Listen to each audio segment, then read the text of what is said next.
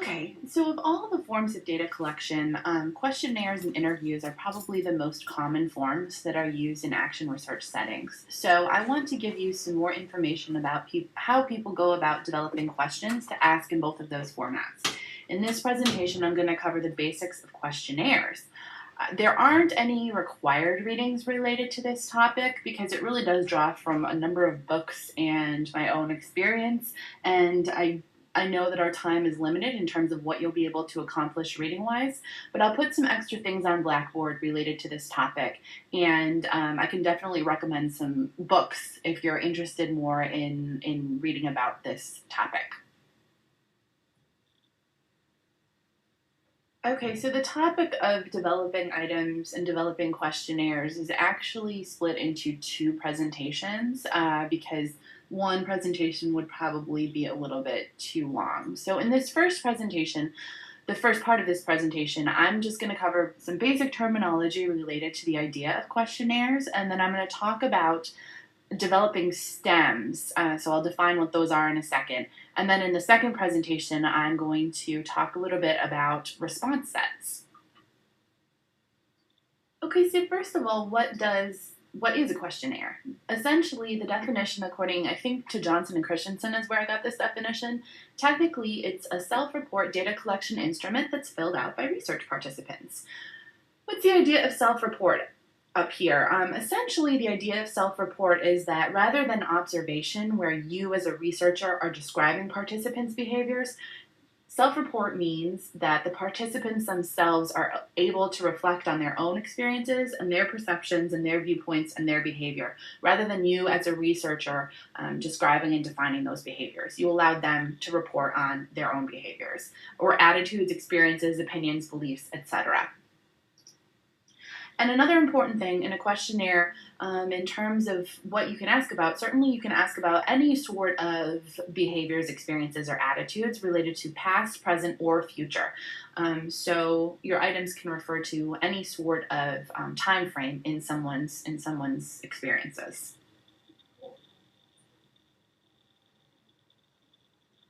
Okay, and so a related definitional point I just wanted to make is that although the terms survey and questionnaire are often used interchangeably, they aren't exactly the same thing. So survey is a verb, and it refers to the actual research technique of collecting data. And when you're surveying participants, you can also be collecting data through interview or focus groups, as well as paper and pencil questionnaires. So questionnaire is the actual instrument on which you're obtaining information, and survey is the verb or the technique that you use to collect those data. So essentially, for the purposes of research, social science research, and action research, questionnaires are frequently developed to survey a population. So as you can see there, the term survey technically is actually a verb in the area of social science research. So now getting into the specifics of how you go about developing a survey instrument. One thing I do want to note is that, of course, there are a lot of survey instruments that are out there already that you could use, maybe that are related to your topic. The important thing is that you should get permission from the authors of the survey instrument before you use it. Oftentimes, certain surveys are copyrighted or otherwise protected, and so you want to make sure if you're using someone else's instrument that you get permission from them beforehand. So sometimes when you're reading a journal article maybe and you see that someone studied a topic that is interesting to you and you'd like to use their same survey instrument, you can send those researchers an email and get permission from them. I developed a survey instrument when I was at Michigan, and oftentimes I get emails from people who are doing their dissertations who want to use my instrument, and I definitely give permission as long as they cite me, but that's something that's important to do if you want to use someone else's instrument. Certainly you need to get permission before doing that, because it's their intellectual property. But in terms of if you want to go about and develop your own survey instrument, so there are two types of items you could have on it, right? So you could have what we call close-ended or selection items, and you could have open-ended or supply items. So the difference basically between close-ended and open-ended is that close-ended, you provide your respondent with a set of response options that they can pick from. But then open-ended, you just leave space for them to respond with whatever they want. So in this presentation, we're mostly going to focus on selection items because those are the types of items that you use to collect quantitative data, which is the subject of our unit this week. So when we get to qualitative data, I'll talk more about supply items. But this week, we're going to talk about developing close-ended questions for survey instruments. Okay, so one thing to keep in mind from the start is that this is a very iterative process. And so you're not going to just sit down and bang out a questionnaire that's going to be awesome and be done with it in one sitting. Oftentimes, questionnaires are rewritten a number of times, and it's best to involve other people in helping you to develop items as well as cross-checking your work and giving you feedback. And another thing is, even though this seems ridiculous, you can get really emotionally invested in a questionnaire. And so it is important to get feedback from other people and really to keep your mind open about that feedback. Don't get too emotionally involved and, say, this is my questionnaire, don't critique, this item, or what have you. I know that sounds ridiculous, but it can happen. And again, good questionnaires are group efforts. So hopefully we'll have time in our face-to-face meeting to workshop through developing some items for a questionnaire because it really is best done in a group process and getting ideas from multiple people. So when you're developing questionnaires, it's certainly important to get feedback and involve others whenever possible. Okay, so when you go to actually sit down and write the questionnaire items, or you're looking at someone else's instrument and you're trying to evaluate whether or not it could be useful for your purposes, the best items are those that are the most simple and straightforward.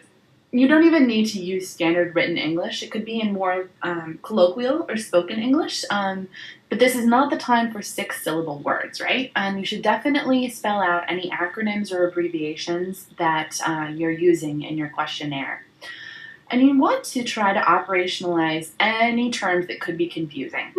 So here's an example up here on the screen of an item from UCLA CIRP survey, CIRP. It's a survey that's administered every year by UCLA researchers to college students all over the place. And this question in this item, they're interested in understanding how often college students engage in cultural activities or conversations. So you'll see what they did. Here the item reads, the item stem reads, in conversations with others, students, family members, coworkers, etc., outside of the classroom during this school year, about how often have you talked about the arts, painting, poetry, dance, theatrical production, symphony music, or movies, etc. So you'll see that they were very attentive to clarify what they meant by others. So they were very clear to say, hey, we need, student or other fellow students, family members, etc. As well as what they meant by arts, to make sure that there was no confusion among respondents as to what they meant by those terms. And then they gave the response set here of very often, occasionally, and never. So although that's not the shortest item, typically you want your items to all be very short, but sometimes you don't have a choice except to make it long. So you want to make sure it's very clear. As short as you can make it, your items, it's great, but you want to make sure that your respondents are very clear as to what you're referring to. So how many items should a questionnaire have? Really, there's no hard and fast rule. And what you want to do is you obviously find a balance. I mean, you want to be able to collect the necessary information that you need for your study, but you want to make sure it's short enough so respondents won't lose interest. So try to be attentive to things that are repetitive or superfluous, because really questionnaires that are too long won't be completed. I did this questionnaire I developed at Michigan. We had over 100 items on it, and we had a lot of people who started to take it and then emailed us and said, hey, it was just too long, and I just didn't care that much about the topic to finish it. And so unless people are really, really invested in your topic and it has real strong salience to their world, you're only going to hold their attention for a little while. And really, your goal should be, it should take 25 to 30 minutes to take it maximum. And you should pilot questionnaires with a group of people to see how long it takes them to complete it, so that you have an idea of that, and you know that you're not creating a questionnaire that's going to be too much and you're not going to be able to collect the data because people won't participate. Okay, oops. So closed-ended questions have two parts. So the question stem is the text part that presents the issue that the respondent is being asked to consider, right? So in this example here, the stem would be, how would you characterize your political views? That's what technically is referred to as the stem. And then the response set are the choices that the respondent can select from. So closed-ended questions have response sets. Open-ended questions just have a stem, and then you give space for the respondent to fill in whatever they think. You don't give them a response set. Oftentimes, stems take the form of questions, but not always. So here's two examples. The first one is in the form of a question. So do you have any concern about your ability to finance your college education? And students are asked to pick none, some, or major. And again, see how the researchers specified in parentheses more about what they meant by none, some, and major. So this stem is in the form of a question, but then the next item asks students about their agreement with a variety of social issues. And you'll see that those are just in the form of statements as opposed to in the form of questions, right? So abortion should be illegal, the death penalty should be abolished, etc. And so respondents are asked to indicate the degree to which they agree with that. So questions, this is important to know, question stems can be in the form of questions themselves, or they can just be in the form of statements, item statements that someone can indicate their level of agreement, satisfaction, etc. with. Okay, so I'm going to cover a few common issues that we often see in item stems. First of all, so I'm going to use this item as an example, is what we call double-barreled questions or double-barreled items. And essentially, these are items that confuse your respondent because they include multiple ideas, but they ask them to respond just in one way. So, for example, students and faculty on this campus are free to express their personal values responsibly. So there are too many concepts here in terms of we're asking the respondent to characterize the freedom of expression of students and the freedom of expression of faculty in one item.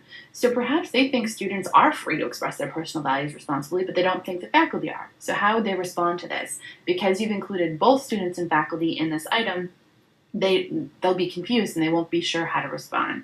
So you want to try to make sure that your stems are unidimensional. And a good flag for this is often the use of and or in your item stem will be creating a double-barreled issue. So that's something to be attentive to when you're both using someone else's questionnaire. You want to make sure you don't see any double-barreled items, and also constructing ones yourself. Another issue is double negative questions. So here in this example, students are not free to express their personal values responsibly. And we ask the respondent to agree or disagree with that statement. Agreeing with it maybe is straightforward, but disagreeing with it is pretty confusing logic. And you don't want to hang up your respondent trying to figure out, okay, so what does it mean if I disagree with this or agree with this? And so the idea of creating double negative questions especially can screw up your respondent and have them be confused as to what they're actually answering. So you want to try to avoid double negatives or creating a negative stem in your items. Another issue is what we call dangling alternatives. So in this item, let's say we just wanted to ask about, again, about freedom of expression. So let's say we decided to say, okay, let's answer people, would you say that you strongly disagree, agree, slightly agree, or strongly agree that students on this campus are free to express their personal values responsibly? So this can be confusing for, especially in the interview setting. It's best to put your stem first and then your response set. So to say, do you believe that students on this campus are free to express their personal values responsibly? And then give your set of response options. It can be confusing in terms of giving those alternatives to people straight up because they'll forget what you said and then they'll say, "Can you go back to that?" So what you want to do is phrase your main stem first when you're constructing your items, as opposed to presenting your response set first. Another issue that questionnaire designers run into is when they're interested in studying people's behaviors. And so it's difficult for people to recall what has happened to them in the distant past. So current, specific, and real data are the most valid types of data you can collect, but sometimes you do have to ask about the past. So if you do, what you want to do is either narrow the reference period to at the maximum 6 months. It's even better to ask somebody about what they did in the last week or what they did yesterday. Or alternatively, to ask about their average or typical day. So for instance, here's 2 items from the National Study of Student Engagement, and they're interested in how often students spend how much time students spend studying.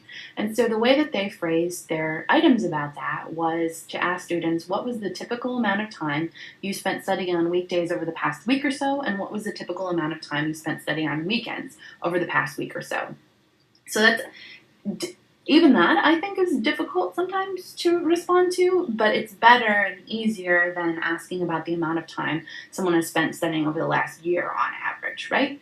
So so try to minimize the amount of time you're asking someone to recall when you're phrasing items. Another issue is phrasing your items in a way that biases your respondent, so essentially influences them to respond in a particular manner. Biased items can either use pejorative language, they can be leading questions that present only one side of an argument, or they can be culturally insensitive. So for instance, this would be an example of one biased item. So do you believe immature 18-year-olds should be permitted to have cars on campus? So obviously, by saying immature, that leads someone to say, oh, wait, you know what? No. 18-year-olds are immature, and so no, of course they shouldn't have cars on campus. So you want to try to phrase your items neutrally. For another example, do you agree that math is boring? So that sort of leads someone to say, okay, yeah, I guess I do agree, as opposed to saying, characterize your perceptions of math. Math is boring, period. And then have a scale that allows them to choose from disagree to agree. By framing it with, do you agree? That leads people to be more likely to agree with the item.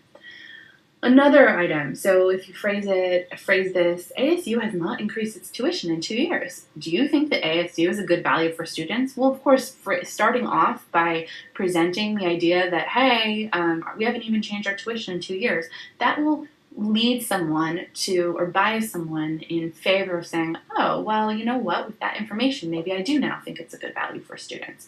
So you want to try to avoid presenting information that will influence someone's response. Okay, so sometimes you do in when you're constructing a questionnaire, you do have to ask about sensitive topics. So really the main rule is to only ask about what you need for your study, but nothing else that's superfluous. So if you feel as though it really is important to compare responses, for instance, by sexual orientation or by race or by gender, then you should ask about it. But the main rule is if you're not going to use that information, don't ask about it. In terms of socially undesirable behavior, sometimes you'll maybe be studying, alcohol use or drug use, that kind of thing. Your respondents will be more likely to respond honestly if you can assure confidentiality and, even better, anonymity. There's no way to track back their responses to them. Or also, if you can embed the topic into a list of less threatening topics. So for instance, ask about a whole host. If you're interested in what students do extracurricularly, maybe you could add marijuana use or alcohol consumption, that kind of thing, in a larger list of other activities. For instance, using the fitness center or joining a student organization, that kind of thing. So there are ways to try to encourage responses to those kinds of sensitive topics or socially undesirable issues, but you really need to be conscious as to whether or not you really do need that information, and then also how to phrase it best. This is an instance where pilot testing your instrument with real potential respondents can be helpful to try to get their responses and their likelihood of responding to how you have your items constructed when they pertain to sensitive topics or issues. So, a final issue that you can run into when you're constructing survey items is asking about hypothetical questions. So, for instance, let's say you ask students, "Would you like to use, this resource like a podcast in your class if it was available?" It's better to ask people about their actual past behavior. So, for instance, what resources have you used in the past, and then what were the limitations to those resources? Because oftentimes people are bad predictors of their own behavior. There certainly can be some exceptions to this, like asking about educational expectations and sort of degree completion plans. But you do want to be cautious in general when you're asking about hypotheticals. Try to frame things in the context of actual behavior. Okay, so those are just some tips in terms of developing close-ended item stems. And then in the second part of this presentation, I am going to talk a little bit about response sets and other sort of issues related to questionnaire items.